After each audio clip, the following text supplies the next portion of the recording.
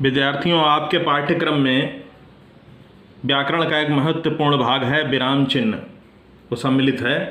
तो विराम चिन्ह आज हम ध्यान से समझेंगे कि हमें कहाँ पर विराम चिन्हों का प्रयोग करना चाहिए, कौन से विराम चिन्ह का प्रयोग कहाँ पर करना चाहिए। तो विराम चिन्ह को पहले तो समझते हैं। विराम का अर्थ होता है रुकना।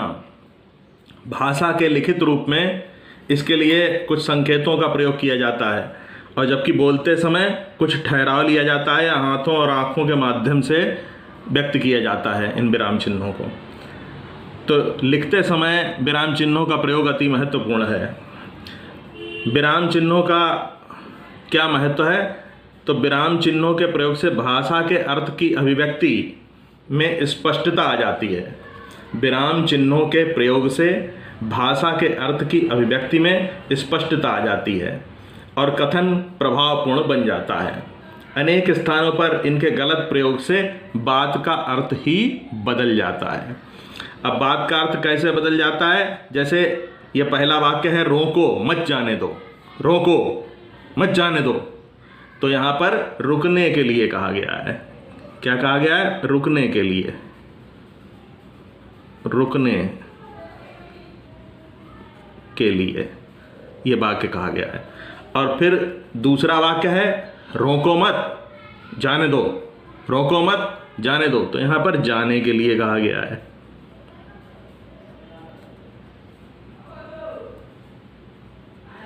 ठीक है। अब प्रमुख विराम चिन्ह कौन कौन से हैं? वैसे तो बहुत सारे विराम चिन्हों का प्रयोग बढ़ता ही जा रहा है भाषा में, लेकिन जो मुख्य विराम चिन्ह हैं उनको हम यहाँ पर समझाएंगे। तो यहाँ पर एक सारणी दी गई है। इसमें ये जो इधर चिन्ह है, इधर चिन्ह का नाम है, इधर उसका अंग्रेजी में नाम है। जैसे ये पूर्ण विराम है, हिंदी में हम डंडा लगाते हैं जिसे पूर्ण विराम बोलते हैं। इंग्लिश में पॉइंट लगाते हैं और उसको फुल स्टॉप बोलते हैं। ऐसे ये अल्प विराम है, कॉमा, ये दोनों भाषाओं में एक जैसा प्रयोग किया जाता है। अर्धविराम ये भी दोनों भाषाओं में एक जैसा होता है। प्रश्न सूचक चिन्ह ये भी दोनों भाषाओं में एक जैसा होता है। कॉमा और अर्धविराम सेमीकोलन। प्रश्नवाचक चिन्ह जिसे क्वेश्चन मार्क बोलते हैं, sign of interrogation, sign of interrogation या क्वेश्चन मार्क। फिर है योजक चिन्ह, हाइफन, ये दो शब्दों के मध्य में प्रयोग किया जाता है शब्द युग्म बनाने के लिए, या तुलना किसी से की जाती है तो सा से पहले प्रयोग किया जाता है। विस्मयादि बोधक चिन्ह, एक्सक्लेमेटरी, एक्सक्लेमेशन, तो ये एक डंडा और उसके नीचे ये बिंदु जैसा होता है। योजक चिन्ह ये छोटा होता है और इसके आगे एक विवरण चिन्ह, निर्देश चिन्ह होता है, ये थोड़ा लंबा डैश होता है। योजक चिन्ह का डैश छोटा होता है, ये ध्यान रखेंगे। उद्धरण चिन्ह ये दो प्रकार के होते हैं, एक तो उद्धरण चिन्ह होता है, एक अवतरण चिन्ह होता है। उद्धरण चिन्ह जो है सिंगल इन्वर्टेड कामा किसी व्यक्ति के उपनाम के लिए प्रयोग किया जाता है या किसी कृति के दोनों तरफ लगाया जाता है, किसी रचना के दोनों तरफ लगाया जाता है। और अवतरण चिन्ह पूरे वाक्यांश के लिए, पूरे वाक्य के लिए लगाया जाता है। किसी ने कौन सा वाक्य कहा या किसी ने कौन सा गद्य खंड कहा या पद्य खंड कहा, तो पूरे खंड या वाक्य के लिए या पूरे कथन के लिए अवतरण चिन्ह का प्रयोग किया जाता है, ज्यों का त्यों उतारने के लिए। निर्देश चिन्ह, निर्देश चिन्ह का प्रयोग आगे आप बहुत अधिक मात्रा में देखेंगे। किसी शब्द को समझाने के लिए, किसी शीर्षक को समझाने के लिए, उससे संबंधित जो बातें कही जाती हैं उसके लिए निर्देश चिन्ह लगाया जाता है। फिर है विवरण चिन्ह। तो यहाँ पर निर्देश चिन्ह और विवरण चिन्ह, विवरण चिन्ह दो प्रकार के होते हैं। एक तो साधारण विवरण चिन्ह होता है ये ऐसे, और एक ये विवरण चिन्ह के साथ में निर्देश चिन्ह होता है। तो यहाँ पर ये कोलन डैश है, यानी विवरण चिन्ह है। इसको किसी शब्द के, किसी शीर्षक के विवरण के रूप में या किसी निम्नलिखित नियमों को सूची के रूप में प्रस्तुत किया जाता है। कोष्ठक किसी शब्द के अर्थ को ठीक ढंग से समझाने के लिए, वाक्य या शब्द के वाक्यांश को के अर्थ को अच्छी तरह से समझाने के लिए ब्रैकेट का प्रयोग किया जाता है। ये गणित में भी आपने देखा होगा। इसी प्रकार से लाघव चिन्ह है, ये किसी की शॉर्ट फॉर्म बनाने के लिए ये प्रयोग किया जाता है, समराइजिंग। तो उसके बाद लोप चिन्ह है, इसका प्रयोग भी आप पद्यखंड में अधिक देखेंगे। जब जहाँ पर व्याख्या इत्यादि होती है तो वहाँ पर पूरा पद्यखंड या गद्यखंड ना लिख के आप यहाँ पर लोप चिन्ह का प्रयोग करते हैं। पहला, जैसे कोई दोहा या चौपाई है, उसका पहले 2 शब्द लिख दिया और अंतिम 2 शब्द लिख दिया, बीच में ये डॉट डॉट डॉट लगा दिया, इसको लोप चिन्ह या इत्यादि चिन्ह कहते हैं। फिर ये त्रुटिपूरक चिन्ह है, ये कहीं पर कोई शब्द वाक्य में छूट जाए तो त्रुटिपूरक चिन्ह लगाकर वो शब्द ऊपर लिख दिया जाता है। फिर डिट्टो, अवतारक, यानी जैसा का तैसा नीचे उतारते जाएंगे, तो वो जैसे हम चिन्ह के बाद लगा दिया तो इसका मतलब यहाँ पर चिन्ह ही हो गया, यहाँ पर चिन्ह ही हो गया, तो ये डिट्टो का प्रयोग होता है इस प्रकार से। बराबर ये गणित का सिग्निफिकेंट है, लेकिन यहाँ पर ये हिंदी में भी अधिक प्रयोग किया जाता है। संधि इत्यादि जब समझाई जाती है, संधि समास, तो वहाँ पर ये बराबर का चिन्ह, इक्विवेलेंट का चिन्ह या समतुल्यता का चिन्ह बनाया जाता है। ये समाप्ति बोधक चिन्ह कई प्रकार से लोग लगाते हैं। कुछ लोग ये प्रिंटिंग प्रेस में 0 से लगा देते हैं और लिखते समय ये क्रॉस बनाकर भी, कभी 1 क्रॉस बना देते हैं, कभी 3 क्रॉस बना देते हैं, तो ये समाप्ति बोधक चिन्ह होता है। और ये प्लस का निशान है, ये भी हिंदी में प्रयोग किया जाने लगा है। तो बहुत से ऐसे चिन्ह हैं जो अन्य दूसरी भाषाओं और विषयों में प्रयोग किए जाते रहे हैं, हिंदी में भी प्रयोग किए जाते हैं, इसलिए उन्हें विराम चिन्हों के रूप में हिंदी में भी समझना चाहिए। अब हम विस्तार से समझेंगे। तो पहला है पूर्ण विराम। पूर्ण विराम, इस संकेत का प्रयोग सरल, मिश्र और संयुक्त सभी प्रकार के वाक्यों के अंत में, प्रश्नवाचक और विस्मयादि बोधक वाक्यों को छोड़कर, क्योंकि प्रश्नवाचक में क्वेश्चन मार्क का प्रयोग किया जाता है और विस्मयादि बोधक में जो विराम चिन्ह के नीचे बिंदी लगाई जाती है, तो उनको छोड़कर अन्य सभी वाक्यों में, जो साधारण वाक्य होते हैं उनमें सरल, साधारण, मिश्र वाक्य होते हैं या संयुक्त वाक्य होते हैं, उनके अंत में जब वाक्य पूर्ण हो जाता है तो इस विराम चिन्ह का प्रयोग किया जाता है। जैसे छात्र विद्यालय जा रहा था, विराम चिन्ह। कामायनी जयशंकर प्रसाद की कृति है, विराम चिन्ह। तो यहाँ पर पूर्ण विराम चिन्ह लगा दिया। ये अधिक देर रुकने के लिए प्रयोग किया जाता है। फिर है अल्प विराम, ये बहुत थोड़े समय के रुकने के लिए प्रयोग किया जाता है। वाक्य के मध्य में बहुत कम समय रुकने के लिए इस संकेत का प्रयोग किया जाता है। ये निम्नलिखित विभिन्न स्थानों या समयों पर प्रयोग होता है। जैसे वाक्य के मध्य में किसी वाक्यांश या उपवाक्य को अलग करने के लिए प्रयोग किया जाता है। जैसे यहाँ पर हम उदाहरण देखते हैं, परीक्षा प्रणाली बदल जाने से मैं समझता हूँ इस वर्ष हाई स्कूल का परीक्षा फल अच्छा रहेगा। तो यहाँ पर हम थोड़ी देर रुके, परीक्षा प्रणाली बदल जाने से मैं समझता हूँ इस वर्ष का हाई स्कूल का परीक्षा फल अच्छा रहेगा।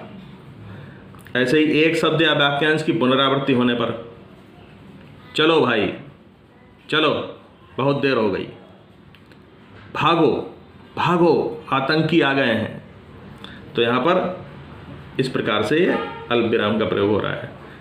जब विशेषण उपवाक्य किसी वाक्य के मध्य में डाल दिया जाए तो वहाँ पर भी अल्प विराम का प्रयोग होता है। जैसे वह छात्र जिसे कल बुखार था, तो जिसे कल बुखार था ये विशेषण उपवाक्य हो गया, आज दिल्ली चला गया।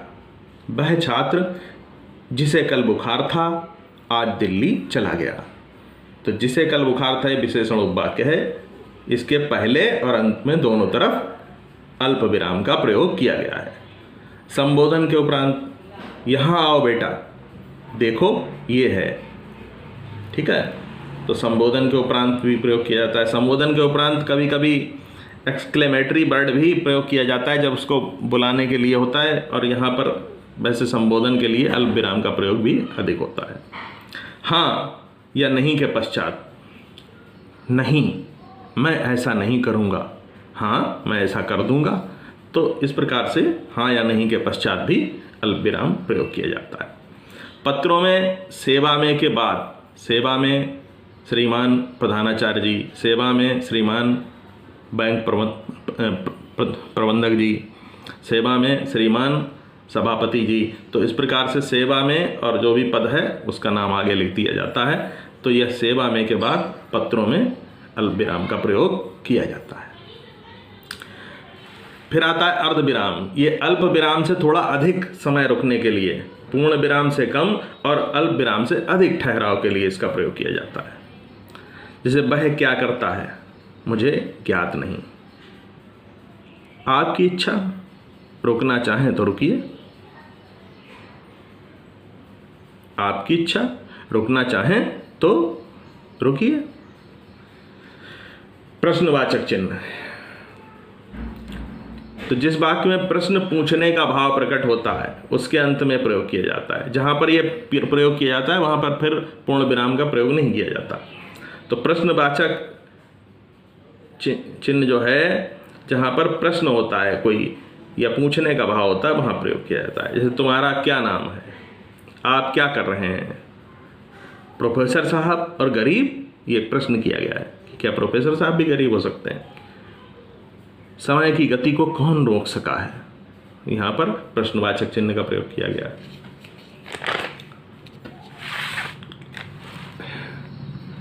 अब है योजक चिन्ह। तो दो शब्दों को जहां पर जोड़ा जाता है, शब्द युग्मों को में प्रयोग किया जाता है। तो द्वंद्व समास, तत्पुरुष समास आदि कुछ स्थितियों में भी इस चिन्ह का प्रयोग किया जाता है। जैसे काले काले, क्रीड़ा क्षेत्र, राम रावण युद्ध, प्यारा सा, ऊंच नीच आदि। तो ये योजक चिन्ह होते हैं। योजक चिन्ह डैश से छोटा होता है। फिर है विस्मयादिबोधक चिन्ह, एक्सक्लेमेटरी वर्ड।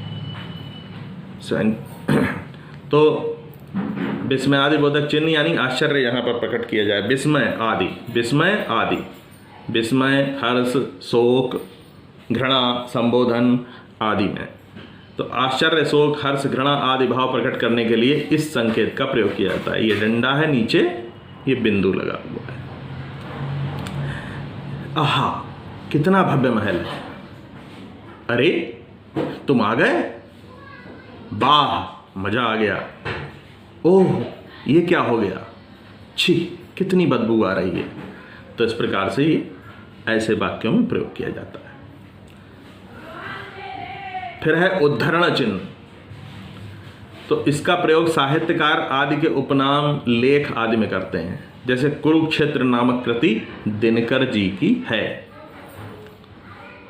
तो कुरुक्षेत्र ये रचना के आगे भी दोनों तरफ उद्धरण चिन्ह है और दिनकर जी के दोनों तरफ भी उद्धरण चिन्ह है। अब जैसे सूर्यकांत त्रिपाठी हैं, इनका उपनाम है निराला। तो सूर्यकांत त्रिपाठी, निराला के दोनों तरफ ये उद्धरण चिन्ह लगा दिया गया। तो ये सिंगल इन्वर्टेड कॉमा है। अब है अवतरण चिन्ह। ये पूरे वाक्य के लिए होता है या गद्य खंड के लिए होता है। किसी कथन को ज्यों का त्यों लिखने के लिए इस चिन्ह का प्रयोग किया जाता है। जैसे तिलक ने कहा, स्वतंत्रता हमारा जन्म सिद्ध अधिकार है। तो ये पूरा एक वाक्य हो गया, उनका कथन हो गया।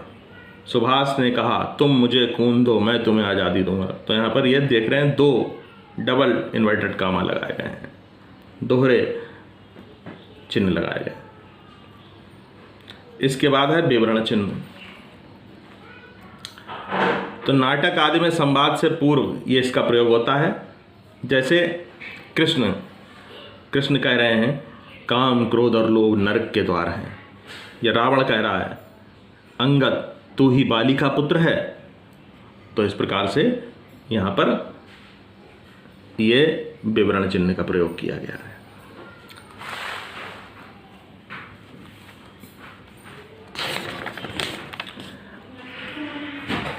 इसी प्रकार से उदाहरण या निम्नलिखित संकेत करने के लिए भी विवरण चिन्ह के साथ में डैश का प्रयोग किया जाता है।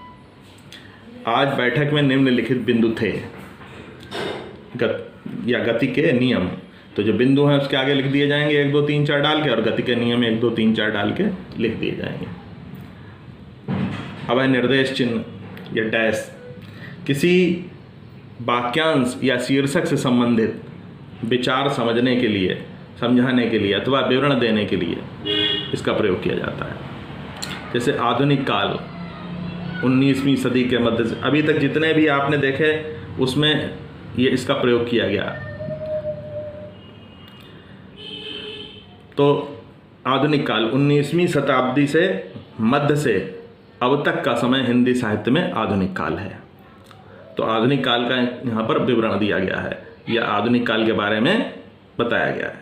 सीता कहती हैं आर्यपुत्र मैं भी आपके साथ चलूंगी। तो जो सीता का कथन है उसके बीच में यहाँ पर ये निर्देश चिन्ह लगाया गया है।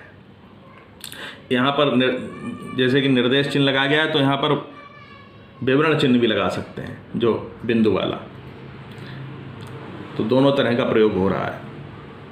कोष्टक किसी शब्द के अर्थ को और अधिक स्पष्ट करने के लिए कोष्टक का प्रयोग किया जाता है।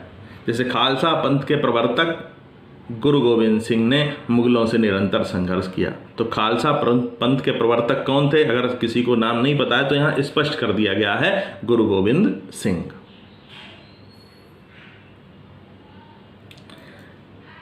फिर क्या आप समर्थ गुरु रामदास, अब नहीं जानता है कोई समर्थ गुरु रामदास कौन है, तो उसके लिए स्पष्ट कर दिया गया है, शिवाजी के गुरु को जानते हैं। फिर है संक्षेपक। इसका प्रयोग संक्षिप्त रूप लिखने के लिए किया जाता है, शॉर्ट फॉर्म के लिए। कृपया पन्ना पलटिए, क्रि प्र प्र पा। तो ऐसे ये अंग्रेजी में बहुत प्रयोग किया जाता है और लोगों के नाम के लिए भी अपना ये प्रयोग करते हैं। फिर है लोप चिन्ह। गद्य खंड या पद्य खंड में इसका प्रयोग बहुत होता है, व्याख्या लिखते समय, भावार्थ लिखते समय। समय या स्थान की बचत के लिए वाक्य के आगे या पीछे या मध्य में लगा दिया जाता है। जैसे ये दोहा है, दोहा चौपाई का प्रारंभ में लिख दिया और बाद में लिख दिया और बीच में ये डॉट डॉट डॉट ये लगा दिए। त्रुटिपूरक या हंस पद। तो लिखते समय जब कोई शब्द छूट जाता है तो इसकी सहायता ली जाती है। जैसे महाराणा प्रताप ने घास की रोटियां खाईं, अब यहाँ पर कहाँ खाईं, जंगल में। तो जंगल में शब्द छूट गया तो उसको हमने ऊपर त्रुटिपूरक चिन्ह लगाकर लिख दिया।